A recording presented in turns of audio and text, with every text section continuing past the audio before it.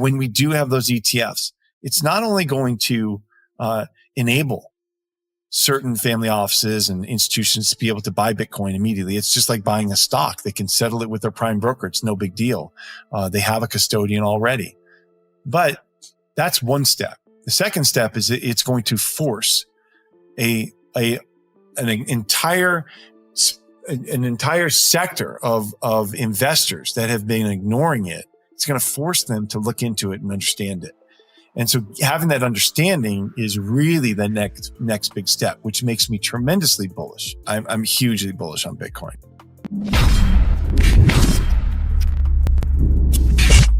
In this video, we delve into the latest interview with James Lavish, a renowned managing partner of the Bitcoin Opportunity Fund, a hybrid hedge fund engaged in public and private investments within the Bitcoin ecosystem.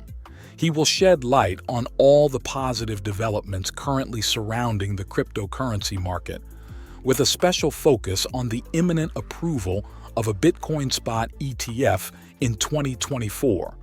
This milestone has the potential to mark a significant turning point in the history of this asset.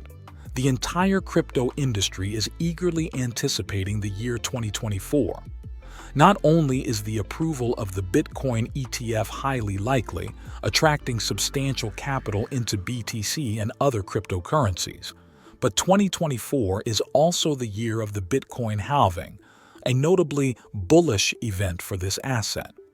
The halving event involves a 50% reduction in the rewards per block generated by miners. In essence, the issuance of new BTC supply is halved from current levels. Coupled with the substantial capital injections expected in this space, thanks to the much-anticipated ETF, this dynamic is poised to propel the cryptocurrency's price upward. It doesn't take an expert to recognize that when the supply of something decreases but demand remains or increases, the price is bound to rise. Therefore, based on this premise, we can confidently state that 2024 and the ensuing bullish cycle will be extremely positive for the price of Bitcoin and other cryptocurrencies. According to James Lavish, the entry of institutional investors into the cryptocurrency market will have ramifications beyond a mere positive impact on prices. He believes that this influx will drive individuals to seek a deeper understanding of Bitcoin, pushing the adoption rate of crypto technology to unprecedented levels. So, let's attentively listen to the arguments James Lavish puts forth to substantiate these ideas. But before we dive in, please don't forget to hit the like button and subscribe to the channel, as that's the only way this entirely free content can persist. Thank you very much, and I hope to have your support to continue bringing you more and better videos. Now, without further ado, let's get started. I'm so bearish on the system that I'm bullish on Bitcoin. I'm hugely bullish on Bitcoin. I came to the party much later than most of you. And I also come from that institutional investing world like Mark does. However, and that's part of the issue is that the people who have benefited the most from this system are not apt to look at Bitcoin as something that helps them because they don't need something else. Warren Buffett doesn't need or want anything else. Neither does Charlie Munger. Neither does Jamie Dimon. Like, they do not want this. Why? Because it is tremendously disruptive. Now, why doesn't somebody like Elizabeth Warren want it? Because she cannot control you with it. It is out of her purview of control, and that's a problem for her. So that goes back to your point of, okay, as this gains traction, and as we see in the next 3 to 6 months, we have multiple Bitcoin spot ETFs approved, which enables many institutional investors, small offices, small family offices, and those who just have not been able to convince their investment committee that holding Bitcoin is something that is not a reputational or a career risk. They have not been able to get to it because because of the internal controls on buying, on settling, on custodying, on pricing, on market, on Bitcoin. They just have not been able to get there.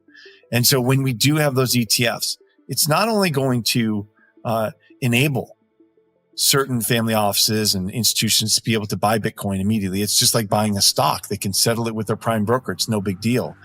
They have a custodian already. But that's one step. The second step is it's going to force an entire sector of investors that have been ignoring it. It's going to force them to look into it and understand it. And so having that understanding is really the next big step, which makes me tremendously bullish, because there's no arguing that the fundamentals of Bitcoin, it trumps even that digital gold narrative, which will be the first narrative. That's going to be the first narrative. I agree with Michael Saylor on this, that the first use case for most investors is going to be digital gold. Then we move into the we need to control this phase, right? So what are the options? Can they ban it? It can't be banned. I mean, you've seen what happened in China. They I don't know if they pretended to ban it. It's difficult to understand what their policies are with that regime, but China is still one of the biggest Bitcoin miners on the planet, and so I think we get into the spot here where people are a little bit worried about, but once we get the ETFs and it's widely owned, they can't ban it.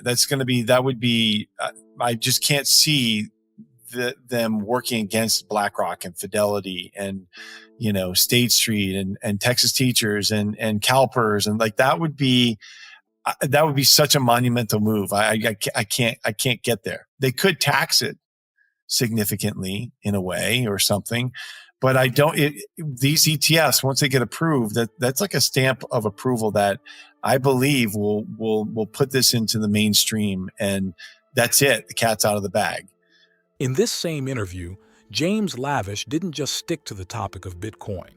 He offered his perspective on other issues that are currently occupying the thoughts of analysts and investors. One glaring concern is the worrisome state of the United States economy and the colossal issue of national debt, which has now surpassed a staggering $33 trillion. According to James, the United States is caught in a ruthless cycle of money, printing and currency devaluation that could lead the country into a perilous spiral, potentially devastating the economy entirely. Government spending is on an upward trajectory, and breaking this trend is proving to be a formidable challenge. Essentially, public expenditure is increasing, and the substantial fiscal deficits the country is currently facing cannot be patched up simply by raising taxes.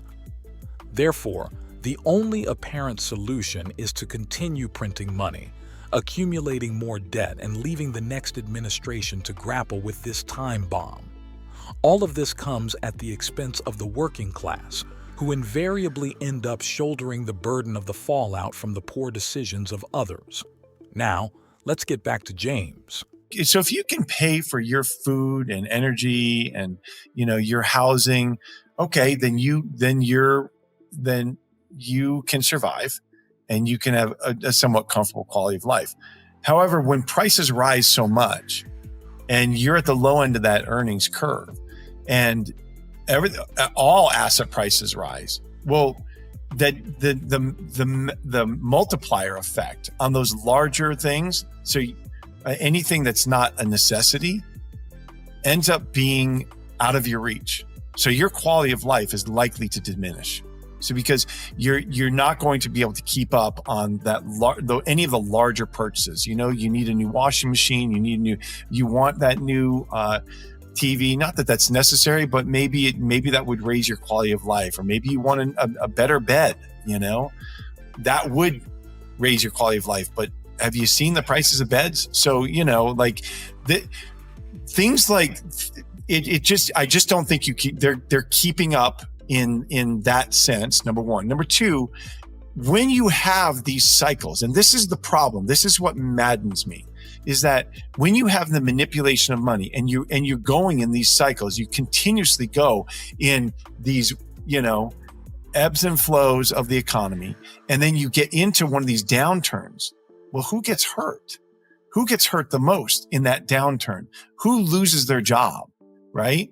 You're going to have a little bit of a barbell, but typically, you're having a swath of wage earners that are not critical to a company that get laid off. And so all those layoffs and that recession winds up just doling out economic pain across the board. And so at the end, we've been conditioned now to the Fed and the Treasury coming in and dumping liquidity into the markets. Why? Because they need markets to operate, to function properly. Why? Because they need the treasury market to operate properly. Why? Because they must be able to issue more debt. So we've been conditioned that they're going to make sure that large companies don't fail, that large banks don't fail, that the market doesn't melt down, that the treasury market stays liquid, and if they have to dump liquidity in there to ensure that, then they will. And who makes off from that? Well, just like you just said, it's the Cantillon effect, right? Or the Cantillon effect, if you're French, where the one who's closest to the spigot, the ones who are closest to that liquidity spigot are the ones who benefit the most. And so asset owners, people who own large houses, who own gold, who own Bitcoin, they're going to benefit in this cycle, in my opinion. Certainly, the U.S. economy is facing some tough challenges, but that doesn't necessarily spell negativity for the markets. When things get tough, liquidity tends to flood the market swiftly to prevent the economy from an imminent collapse. This pattern has unfolded several times in history, and all signs point to us traversing this path once again. What are your thoughts on this interview? Please let me know in the comments section. And if you found this video enjoyable, useful, or entertaining, don't forget to drop a like and subscribe to the channel for more similar content.